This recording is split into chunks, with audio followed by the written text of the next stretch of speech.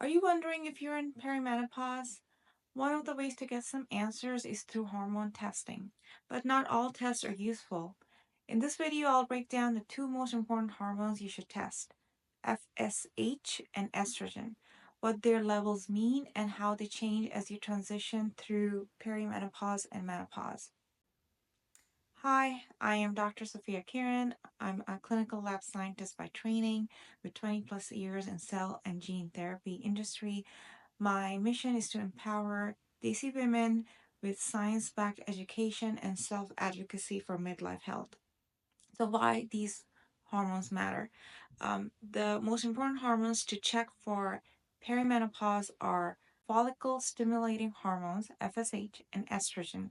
And among the group of estrogen, the most important one is estradiol. These two work together to regulate your cycle and ovarian function, but during perimenopause, they start behaving unpredictably. I'll give you a very simplified version about these hormones so you can remember. Low estrogen levels in the blood stimulates a structure in the brain called pituitary gland. You don't have to remember that. That releases the hormone FSH, which stimulates ovulation and estrogen production. So when you see high levels of FSH, this means that your brain is trying hard to wake the ovaries up and have estrogen released. But unfortunately, closer to perimenopause, this system has stopped working. So when you're getting close to menopause, you will see high levels of FSH and low estrogen levels. Next thing I wanted to talk to you, our girls, is that I think we should have a very basic knowledge of our cycle. I'm talking very, very basic, nothing complicated. It will help you to listen to your body and know when you are in where you are in your cycle, even in a case where you're not menstruating, like after hysterectomy, when your ovaries are still intact. So we have three phases in our cycle. First phase is follicular phase. It starts from day 1 of your period to day 13. This is where you feel high energy, minus the first 2, 3 days of your period. It is time to go all out in the gym, lift heavy, do intermittent, prolonged fasting. You're more social, extrovert in this time. Then on day 14, you ovulate. And from day 15 to day 28, you are in luteal phase. This is where the egg is, if its egg is not fertilized, your body will prepare to shed the lining.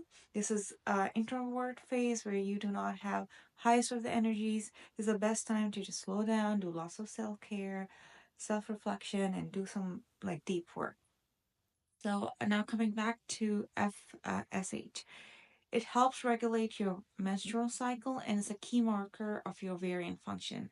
Normally, when you're not in perimenopause, your FSH level depends on where you are in your cycle.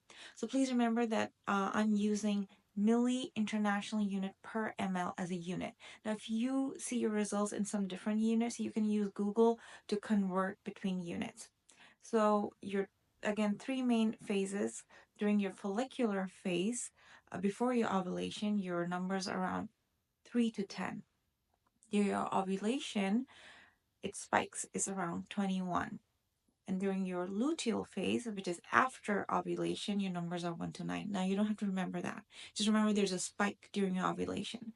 So during your perimenopause, your FSH level becomes erratic. They fluctuate between 10 and 30.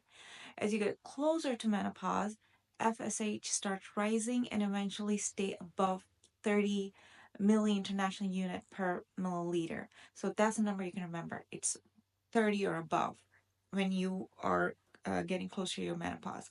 This happens because your ovary slows down and your body signals for more FSH to try and to stimulate them. So, you're basically in a perpetual state of high FSH. Now let's talk about estrogen or estradiol. This is the hormone that affects everything from your periods to your mood, skin, and energy levels. In a non-perimenopausal woman, estrogen fluctuates throughout the cycle, ranging from 30 to 400 picogram per ml. That's the unit that you are looking for. If not, then you can always convert using Google. So during perimenopause, estrogen level becomes unpredictable.